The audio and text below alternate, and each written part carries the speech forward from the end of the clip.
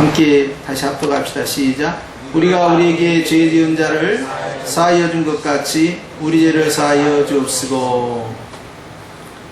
주님께서 주기도문을 통하여서 하늘의 것에 대해서 세 가지를 기도하게 하시고, 그 다음에 이 땅의 교회에 대해서 네 가지를 기도하게 하셨는데, 주님이 오늘날 우리에게 일용할 양식을 주옵시고, 두 번째로 우리가 우리에게 죄 지은 자를 사하여 준 것 같이 우리 죄를 사하여 주옵시고 라고 말씀하셨습니다. 어찌 보면 우리의 문제를 주님께서 다루시고 있다, 그렇게 볼 수 있는데요. 먼저는 우리가 하나님 앞에 사함을 받기 전에 내세운 조건이 우리가 우리에게 죄 지은 자를 사하여 준 것 같이라고 되어 있습니다.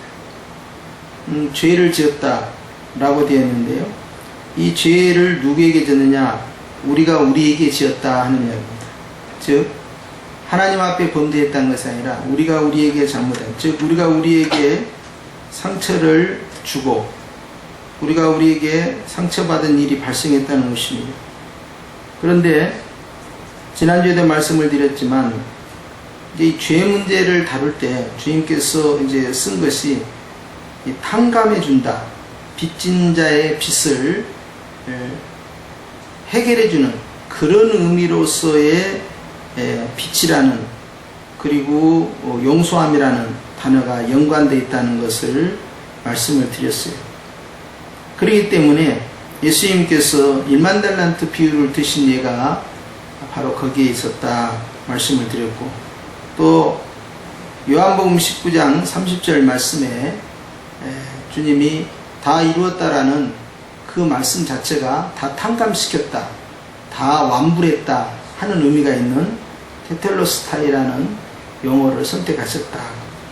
그렇기 때문에 우리는 예수님을 통하여서 구원받았다 하는 말을 구속 또는 속량, 대속, 이런 용어들로 지금 같이 교차적으로 쓰게 되는데, 이것은 대신해서 다른 재물을 드렸다는 의미가 있고, 또 다른 의미로는 속량했다 하는 것은 값을 다 지불을 했다. 그래서 채무와 채권자의 관계에서의 이제 경제적 용어가 바로 속량했다, 값을 다 지불했다, 그래서 빚을 다 갚았다 하는 개념으로 사용했다는 것이에요.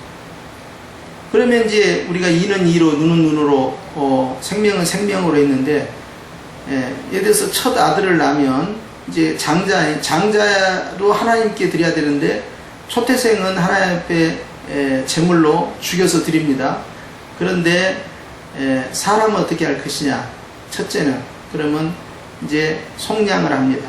돈으로 대신 드려요. 마찬가지로 하나님 앞에서 생명의 문제를 다룰 때 예수님께서 당신의 목숨을 대신 주시면서 그 썼던 용어가 마치 초태생인 장자의 생명을 속전한 것과 같이 주님이 대신 속량 해결해 주셨다 하는 의미를 가지고 있다. 그래서 돈 문제와 연관되어 있어요. 그렇기 때문에 빚을 빌리기도 하고 이제 빌려주기도 하고 그러는데요, 이 채무와 채권자의 관계가 그대로 용서의 개념으로 들어왔다는 것입니다. 특별히 이 말씀이 다시 반복되는 것이 14절이에요. 마태복음 6장 14절에 보면 주님이 이렇게 말씀하십니다. 너희가 사람의 과실을 용서하면, 이렇게 시작해요. 너희 천부께서도 너희 과실을 용서하시려니와, 그것은 12절에 있는 말씀을 다시 반복하고 있는 거예요. 우리가 우리에게 죄 지은 자를 용서해 준 것 같이, 사하여 준 것 같이 우리 죄를 사하여 용서하여 주옵소서, 같은 개념이죠. 15절에 너희가 사람의 과실을 용서하지 아니하면 너희 아버지께서도 너희 과실을 용서하지 아니하시리라 라고 말씀합니다. 이와 같이 용서의 문제는 이제 좀 더 구체적으로 나와 있다는 것을 보면 이 부분이 상당히 중요한 문제이기 때문에 교회 공동체에 있어서 주기도문을 가르치신 이후에 반복된 첫 번째가 용서의 문제가 바로 나왔다는 이 자체부터도 이 문제가 굉장히 중요하다는 것을 의미하는 것입니다. 그러면서 죄 지은 자를 사하여 준 것 같이 라고 했을 때 이 부분이 앞서 말씀드린 것처럼 하나님에게 죄 지은 것이 아니고 사람에게 죄 지은 것이다. 그래서 이 땅에서 이 부분을 풀어야 된다는 것을 강조한 것이죠. 그래서 뒤로 가시면요, 마태복음 18장으로 가세요. 16장부터 보십시다.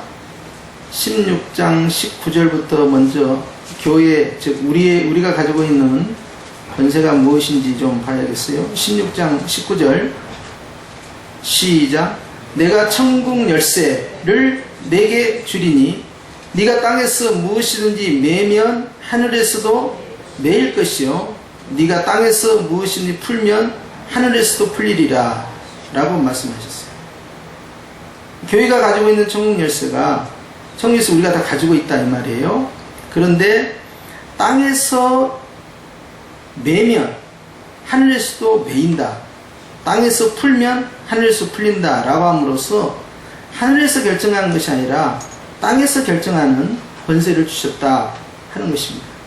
하늘문이 열려야 복을 받는 게 아니라 땅에서 열려야만 하늘이 열린다라는 개념이에요. 이것이 굉장히 중요한 독특한 축복인데요. 이것은 아무에게나 다 준 게 아니라 교회에 주신 거예요. 교회가 가지고 있는 권세를 주님이 그와 같이 말씀하신 것입니다. 그리고 나서 마태복음 16장 19절 이후에 마태복음 18장 18절 말씀으로 가면 이제 또 이런 말씀이 나옵니다. 시작. 진실로 너희에게 이르노니 무엇이든지 너희가 땅에서 매면 하늘에서도 매일 것이요 무엇이 땅에서 풀면 하늘에서도 풀리리라 라고 말씀해요. 똑같은 내용이 반복됐죠. 앞에 16장 19절에서는 베드로가 너는 나를 누구라 하느냐, 그러니까 주는 그리스도시요 살아계신 하나님의 아들입니다 라고 할 때 받았던 복이 이제는 네 이름을 바꾸겠다 하면서 바요나 시모나 네가 복이 있다 하면서 이제 네 이름을 베드로라 하리라. 베드로의 이름은 반석이죠. 바로 이 반석 교회 위에 예수님의 교회 위에 세운 천국 열쇠의 복이 바로 땅에서 풀어라 그럼 하늘에서 풀린다 하는 것이에요. 또 18장 18절에 가서 역시 17절에 보면 만일 그들의 말도 듣지 않거든 교회의 말하고 교회의 말도 듣지 않거든 이방인과 세리같이 여기라. 진실로 너희에게 이르노니, 교회입니다. 교회에서는 땅에서 매일 수도 있고 땅에서 풀 수도 있다 하는 것을 말씀합니다. 이것이 우리에게 시사해 주는 바가 굉장히 큽니다. 즉 교회가 이 땅에서 어떻게 하느냐에 따라서 하나님께서 그 다음 조치를 취하시겠다는 거예요. 다시 마태복음 6장에 가서도 우리가 우리에게 죄 지은 자를 사하여 주면 하늘에서도 네 죄를 사해 준다. 그러면 마태복음 16장의 19절에 나타난 땅에서 푸는 거나 18장 18절에 땅에서 푸는 것은요, 교회와 관련된, 즉 우리와 나와 관련된 부분을 내가 풀어야 된다는 거죠. 하나님과 관련된 부분을 내가 풀 수는 없어요. 하나님께 범죄했는데 내가 용서해 줄게 이렇게 할 수가 없는 거죠. 자, 이것을 가지고 로마 가톨릭이 이제 신부의 사제권을 행사를 합니다. 그래서 고해성사를 하게 되면 사제가 그것을 듣고 그것을 사제권을 행사를 해줘요. 그런데 예수님께서는 사제권을 그렇게 행사하는 게 아닙니다. 교회가 행사한다고 해서 이건 사제가 이 권한을 행사한다 라고 교회의 대표권을 사제에게, 그리고 사제가 그 권한을 행사할 걸로 하는데 그것이 아니고 예수님께서는요, 이제 마태복음 18장 19절에는 이렇게 말씀했어요. 진실로 다시 너희에게 이르노니 너희 중에 두 사람이 땅에서 합심하여 무엇이든지 구하면 하늘에 계신 내 아버지께서 저희를 위하여 이루게 하시리라.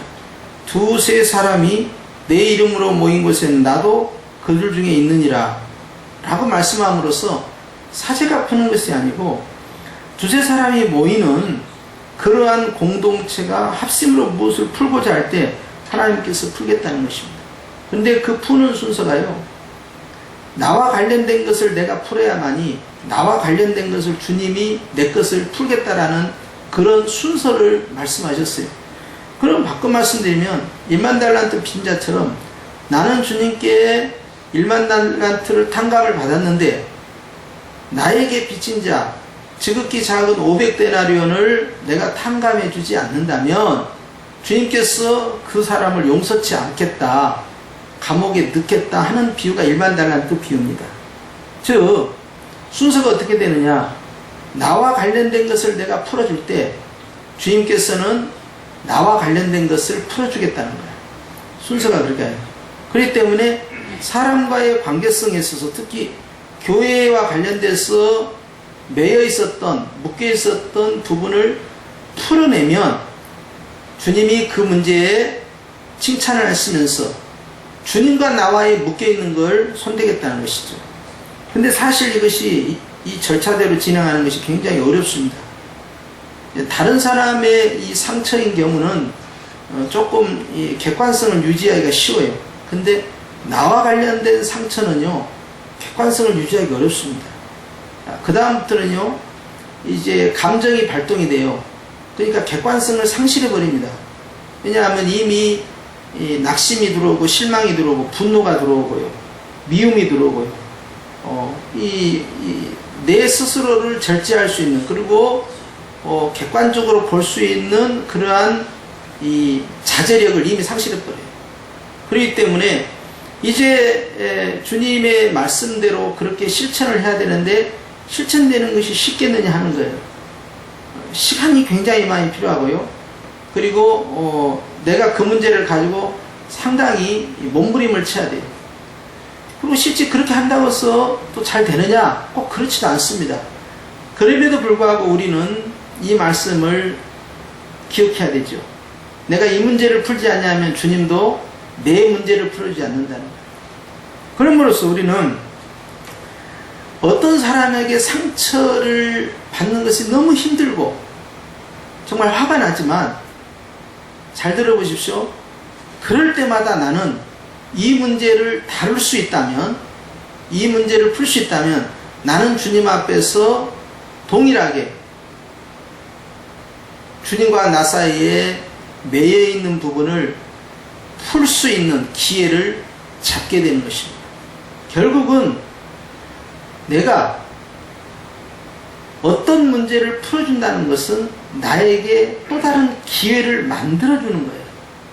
그러니까 상처를 받는 것은 화가 나지만 그것은 또 다른 기회를 열어놓고 있다는 사실이죠. 그걸 풀기만 한다면. 그렇기 때문에 용서의 개념은 결국 타인을 위한 용서인 것처럼 보이지만, 너그러운 사람처럼, 자비로운 사람처럼, 관용의 사람처럼, 사랑을 실천하는 사람처럼 할 수 있지만, 또 다른 관점에서는 나 자신을 위해서 더 필요한 부분이다 하는 것입니다. 이것이 바로 주님과 우리와의 관계를 풀어내는 중요한 통로로 작용되기 때문에 그러하다는 것입니다. 그런데 이런 부분들이 평소에 주님 앞에서 인지가 되고 또 학습이 되어서 반복적으로 나에게 각인이 되지 않냐면 막상 그 문제가 터졌을 때 이 기본적인 해법을 놓쳐버립니다. 그리고 그 다음부터는 상처 준 사람에 대해서만 계속 집중하게 되는 거예요. 그리고 거기에서 미움이 발동되는 거죠. 그래서 이 부분을 얼마만큼 짧은 시간 안에 얼마나 빠르게 결정을 내려서 풀 것을 확실하게 풀고 하나님 앞에서 내가 어떤 기회를, 풀리는 기회를 붙잡는 그러한 방법으로 쓰기까지는 많은 훈련, 많은 반복된 경험들이 필요한 것입니다. 그런데 이제 이런 부분도 생각할 수 있어요. 어떤 사람과 나와의 묶여있는 부분, 또는 내가 상처를 주기도 하기도 하고요, 내가 상처를 받기도 해요. 항상 일방적으로 당하기만 하지도 않고 주기만 하는 것도 아니에요. 때로는 상처를 주기도 하고 상처를 받기도 합니다. 또 상처받은 사람이 또 상처를 줘요. 이런 것이 이제 악순환이 되죠. 그래서 부모로부터 받은 상처를 가지고 내가 내 다른 사람들, 그 다음에 내 자녀들에게 또 똑같은 모습으로 상처를 주기도 하고요. 반대적으로 이제 내가 받았던 것들을 또 아주 긍정적인 이제 복된 것들을 또 아름답게 나누기도 하고 이런 부분들이 이제 교차돼서 나타나죠. 근데 여기서 결론적으로는 상처받은 사람의 문제를 푸는 것은 결코 쉽지가 않다는 사실입니다. 이 쉽지 않는 부분을 어떻게 해결할 것이냐 할 때 등장한 것이 예수님 모델이에요.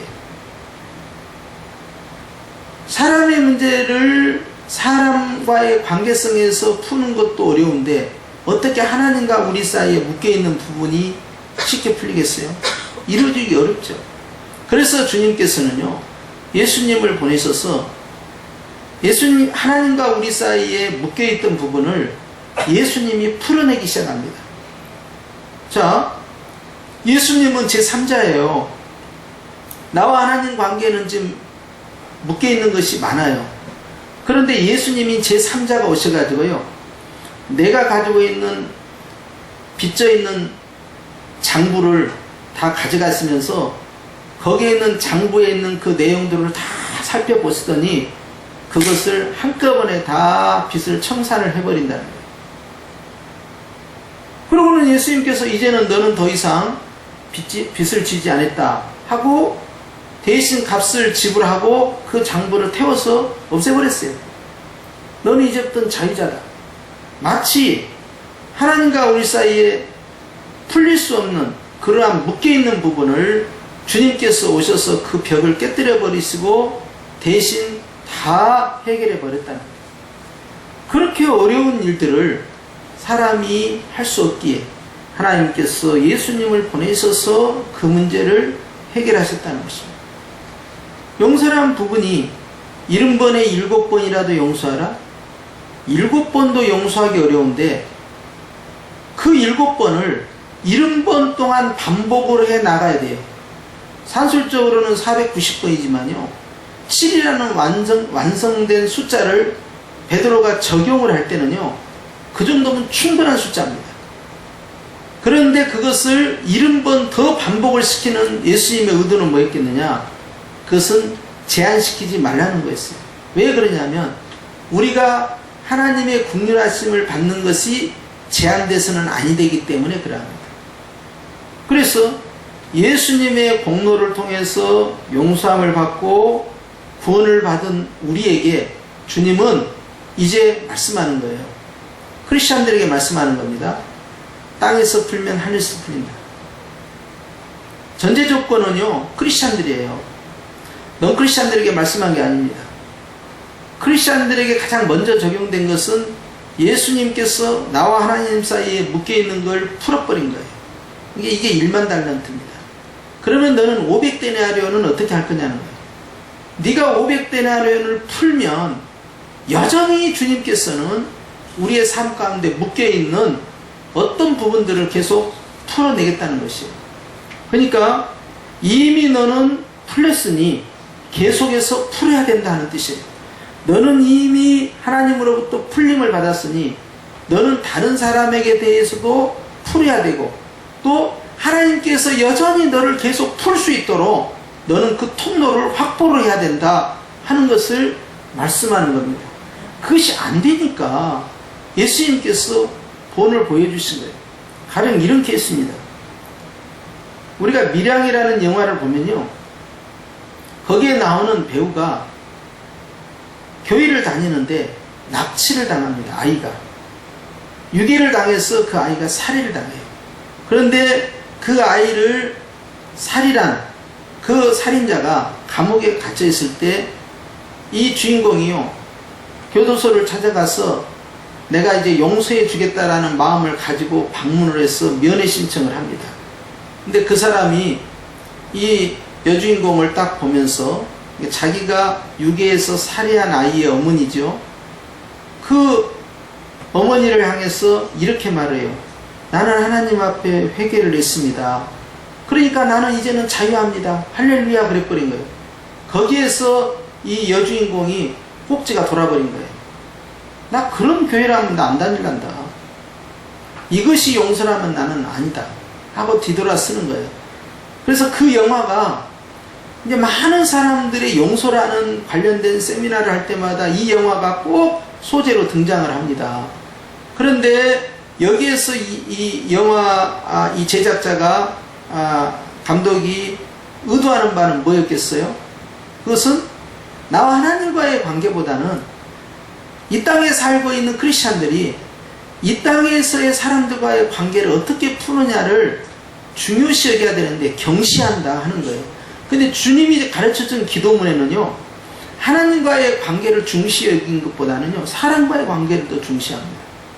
하나님과의 관계가 이미 예수님을 통하여 회복이 되었기 때문에 예수님 안에 있는 크리스찬들은 이제는 사람과의 관계를 잘 풀어가라는 거예요.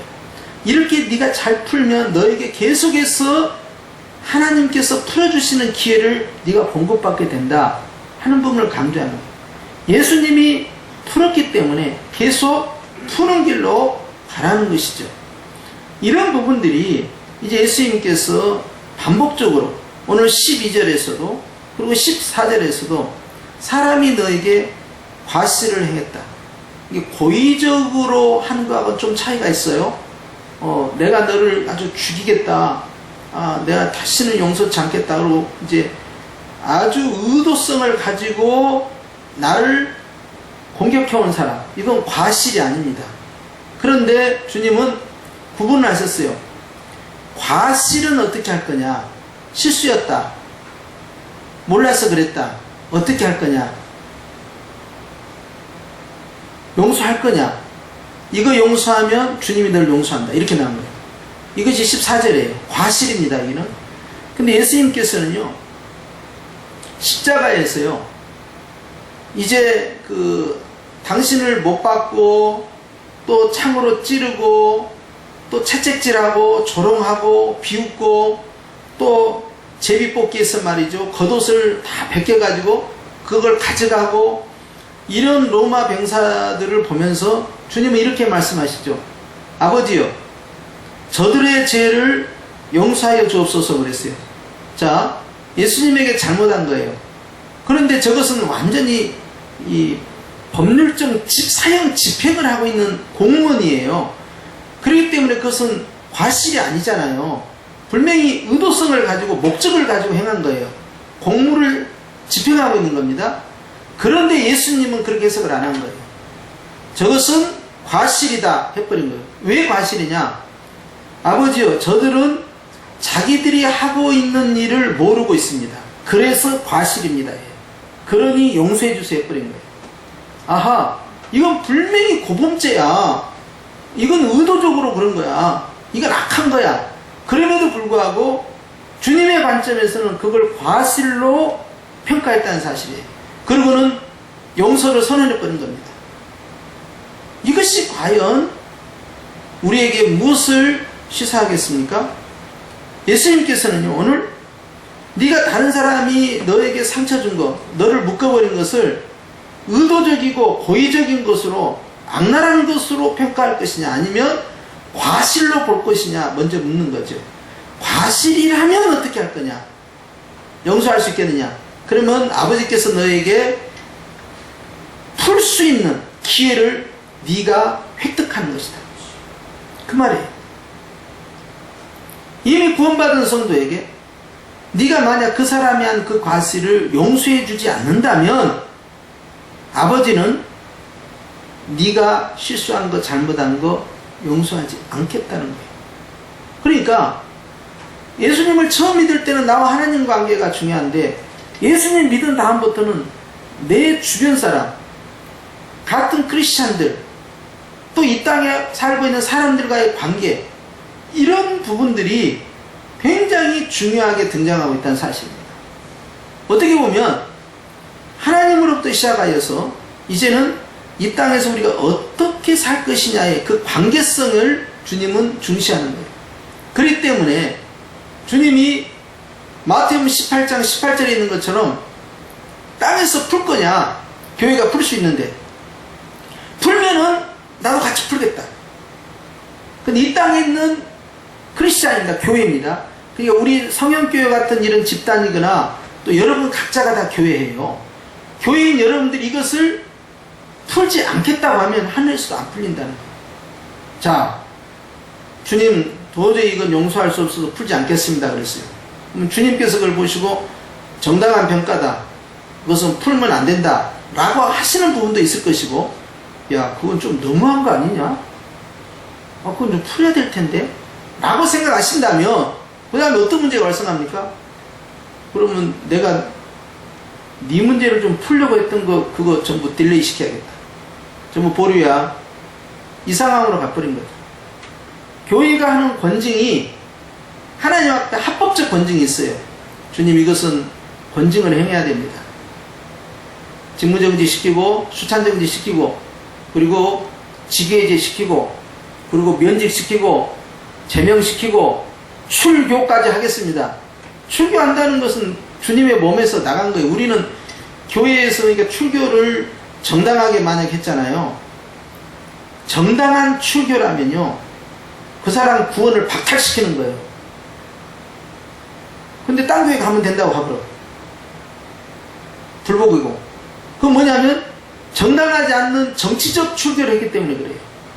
근데 하나님 앞에서 교회가 양심적으로 이것은 도저히 묵과할 수 없고 이것은 더 이상 회개할 기회도 줄 수 없는, 이것은 이미 선을 넘었다, 이것은 출교 조치입니다 라고 당회가 결정을 해서 출교로 선언해버린 순간에 그 권세가 하늘로 바로 올라간다는 사실이에요.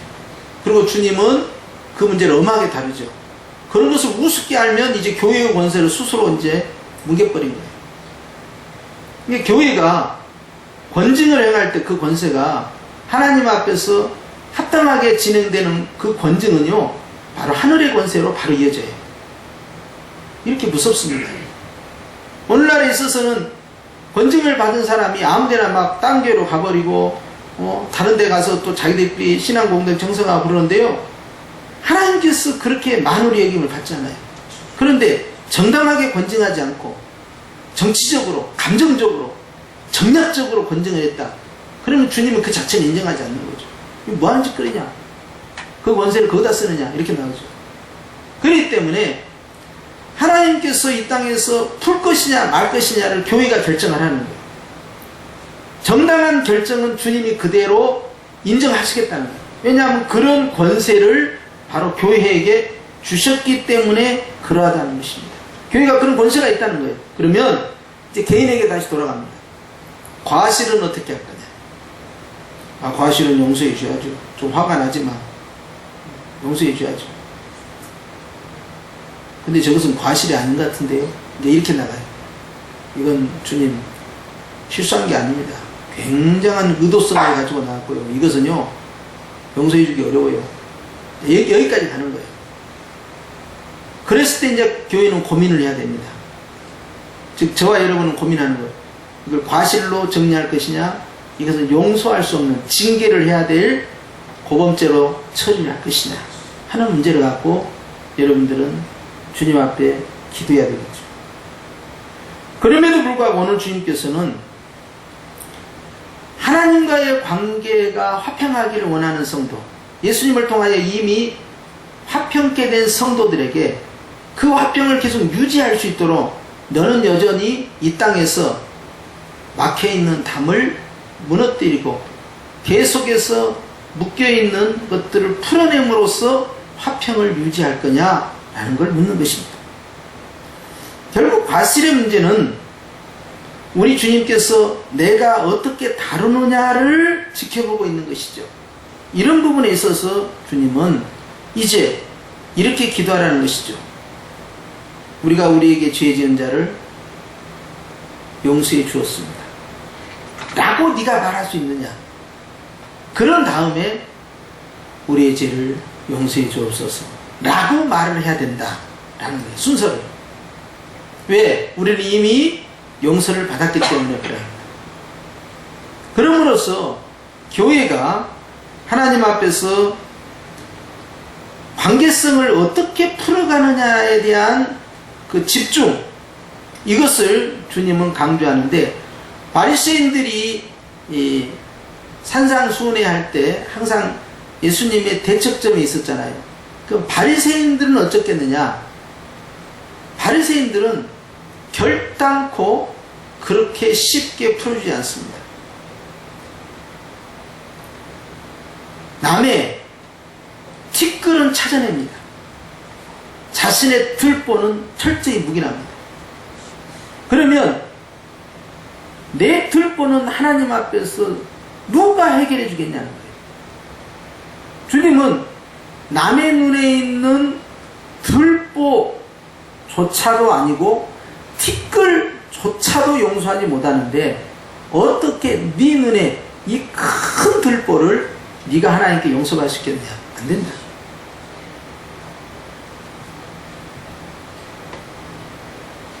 약대는 집어삼키면서 항살이는 다 걸러낸다. 남의 약점에 대해서 철저히 공격한다.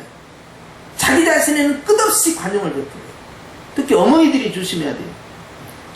우리 아이는 착해. 근데 친구를 잘못 만났어. 그랬어. 근데 그 친구의 어머니도 똑같이 말해요. 우리 아이는 어렸을 때부터 착했다. 착하지 않는 아들이 어디 있어요? 다 어렸을 때는 젖주고 밥주고 입혀주고 먹여주는 그 어머니 앞에서 다 착한 아들이죠. 집에서만. 그러니까 철저히 자신에게는 관용을 베풉니다. 나를 이해해달라는 거야. 내 입장을 봐달라는 거야. 그런데 남에 대해서는요, 복음이 나가는 것이 아니라 율법이 나가서 다 휘둘러대기 시작합니다. 거기에는요, 십계명만 나가는 게 아니에요. 615가지의 율법에다가 장로들의 규례와 장로들의 유전과 가르침까지 나가서요, 빈틈없이 아주 촘촘한 그물을 해가지고 쌍끌이 어선을 잡아가지고 완전히 바닥을 다 훑어서 작은 멸치 새끼도 빠져나가지 못하게끔 끌어모아서 가지고 중국으로 도망가 버려요. 그러니 바닥이 어떻게 바다가 살겠냐 말이에요. 해먹어도 정도껏 해먹어야지. 그래서 고기를 잡다가도, 그물을 잡다가도, 아, 요것은 15cm밖에 안 되니까 내년에 잡아야겠다고 다시 보내고 내년에 보자. 이런 여유들이 있어야 되는데, 아주 내일이면 세상을 떠날 것처럼 싹싹 찢어서 다 아주 씨를 말려버려가지고 그 명태가 없어진 거 아닙니까? 이제 이 명태 보고 나려니까 저 동해가 말이죠, 얼마나 이제 복잡해져요. 풀어놨지만 수십만 마리 풀어놓은 것들이, 저것들이 북한 땅으로 가고 안 내려버리면 어떻게 합니까? 아래의 기운이 따뜻해가지고. 그럼 우리는 풀어주고 북한의 것이 많으면 우리는 또 이제 닥쳤던 개처럼 이렇게 쳐다봐야 돼요. 생물이기 때문에 어디를 돌아다닐지 몰라요. 러시아에 갔다가 올지 일본에 갔다가 올지 제발 동해로만 돌아오기만을 기다리고 있어요. 다 죽여버리니까. 바리새인들이 사람에 대해서 평가할 때 관용을 베풀고 마음 가운데 부드러움이 존재하는 것보다는 샅샅이 찾아내는 거예요. 무엇으로? 율법의 잣대로. 그러니까 왜 안식일에 이삭을 잘라먹느냐? 배고프면 잘라먹을 수 있는 거예요. 율법에 걸리지 않아요. 왜 안식일에 병든 자를 고쳤냐? 네 선생 잘못됐다. 그러니까 예수님이, 그러면 소나 양이 안식일에 구덩이에 빠져서 죽게 생겼는데 니들은 그것을 구하냐 안 구하냐? 구하지. 그런데 38년 동안 병마에 사로잡혔던 이 불쌍한 여인을 내가 풀어준 것이, 그것이 잘못됐냐? 안식일의 근본 본질이 뭐냐? 자유함이에요. 풀어줘야 되는 거야. 그런데 그런 걸 일일이 트집을 잡고 예수님께서 천국잔치를 보여주시기 위해서 복음이 전한 곳마다 잔치를 베풀어요. 그래서 막 실컷 잘 먹습니다. 그래서 이제 막 소도 잡고 양도 잡고 막 그렇게 하잖아요. 그러니까 니기 선생은 두 가지가 문제다. 첫째는 왜 이렇게 술과 고기, 술이라는 건 포도주고요, 고기 탐식하냐. 두 번째는 니기 선생은 아무하고나 밥 먹다. 응? 문둥병자도 밥 먹고, 몸 파는 여자도 밥 먹고, 귀신 들린 자도 밥 먹고, 부정한 자도 밥 먹고. 니기 선생은 거룩성을 유지하지 못하고 있다. 이것을 비난하는 거예요. 복음이 전파되는 곳마다 주님께서는요, 천국잔치를 통하여서 기쁨을 알려주고 싶었던 거예요. 천국은 이런 것이다. 이게 삭개오 같은 경우도 얼마나 하나님 앞에서 억눌림이 있었겠어요. 죄책감. 내가 세리로서 조국의 배신자, 매국노. 그나마 키도 작아. 사람들로부터 막 업신여김을 당하고 매국노라는 이야기를 들을 때마다 그가 가지고 있는 이 존재감이 어찌 됐겠어요. 사람들을 대면하기가 어렵죠. 그런데 뽕나무, 즉 무화과나무에 올라가 있는 삭개오를 급하게 부르시면서 내가 오늘 네 집에 거야겠다 할 때 삭개오가 얼마나 기뻐했는지 모르겠어요. 정말 사람처럼 대접해주는 사람이 누가 있었냐 이거예요. 삭개오. 그래서 주님이 하나님 나라를 여기서 선포해버린 거예요. 이 가정이 하나님 나라에 임해버렸다. 그러면서 하나님께서 그 묶여있었던 그 사람들을 풀어주기 시작합니다. 그것이 바로 복음이었습니다. 그렇기 때문에 이사야서 60장에 있는 것처럼 갇혀있는 자, 묶여있는 자, 종되었던 자 해방시켜준 거, 풀어주는 거, 자유케 하는 거, 이것이 기름 부음을 받은 종이 하는 일이다. 이걸 세례 요한에게 말씀한 거죠. 오늘 주님은 이제 우리에게 말씀합니다. 내가 너를 용서했다. 그런데 너는 너에게 상처 준 자를 얼마나 용서하고 있느냐? 네가 그를 용서해 주었느냐? 나는 너를 용서한다. 여전히. 반대로 질문이 갑니다. 너는 너에게 상처 준 자 때문에 많이 힘들어했지. 많이 고통스러웠지. 그리고 끝내 용서해주지 않았지. 그런데 내가 너를 용서해 주려고 했던, 즉 풀어주려고 했던 몇 가지를 나는 지금 풀어줄 수가 없구나. 네가 그 문제를 풀 때까지 내가 기다리마. 여기까지. 하나님과의 관계가 막혀있으면 이 땅에서도 막힙니다. 반대로 이 땅에서의 문제, 즉 주님이 원하는 방향대로 풀어주지 않냐면 하나님과의 관계가 또한 막힙니다. 이게 쌍방향이에요. 하나님과 나와의 관계에서도 풀어져야 되겠고 나와 이 땅의 문제도 풀어져야 되는데 주님은 이 땅의 문제를 푸는 것이 나와의 문제를 푸는 방식이다라고 제안하십니다. 크리스찬들에게 하는 겁니다. 넌 크리스찬들에게 이걸 적용될 수가 없어요. 왜냐하면 넌 크리스찬들은 지금 구원 받는 것이 먼저예요. 예수님의 용서를 받아들이는 것이 먼저예요. 즉 죽은 자에게는 기회가 제공되지 않습니다. 그러나 살아있는 성도들을 향하여서는 예수님 안에 있는 성도들에게 있어서는 바로 이 부분이 풀어진다. 자, 우리는 이 말씀을 들으면서 이제 생각해야 돼요. 상처받지 않는 사람이 누가 있으며 상처 주지 않는 사람이 누가 있겠어요? 우리는 수없이 상처도 받았고 수없이 상처를 주고 있어요. 때로는 그걸 잊어버릴 때가 있고 기억나지 않을 때가 있고 내가 받은 거나 내가 준 거나. 그런데 내가 받은 것은 기억이 훨씬 오래 갑니다. 내가 준 것은요 잊어버려요. 그리고 내가 어떤 상처를 준지도 모르고 넘어갈 때도 많이 있어요. 그럼에도 불구하고 주님은 풀어야 된다. 알고 지은 죄든 모르고 지은 죄든 하나님에 대해서가 아니라 사람에 대해서 네가 그것을 푼다면 결코 쉬운 일이 아니다. 어려운 일이다. 그런데 네가 그 문제를 푼다면 나는 네 문제를 풀려고 한다. 너는 선택하라. 네가 1만 달란트 빚을 탕감받았다라고 믿는다면 그 문제를 풀 수 있을 것이다. 네가 그 문제를 푼다면 나는 여전히 네 문제를 풀려고 한다. 선택해라. 라고 말씀합니다. 이것이 이제 교회가 선택할 부분들입니다. 교회는 여전히 성령교회라는 이 조직, 그리고 우리 각 개인이 다 교회인데 우리는 할 수 있습니다. 묶을 수도 있고 풀 수도 있고. 우리는 하나님 앞에서 두 가지 권세를 다 행사할 수 있어요. 그런데 그 결과는 전혀 다르게 나타나요.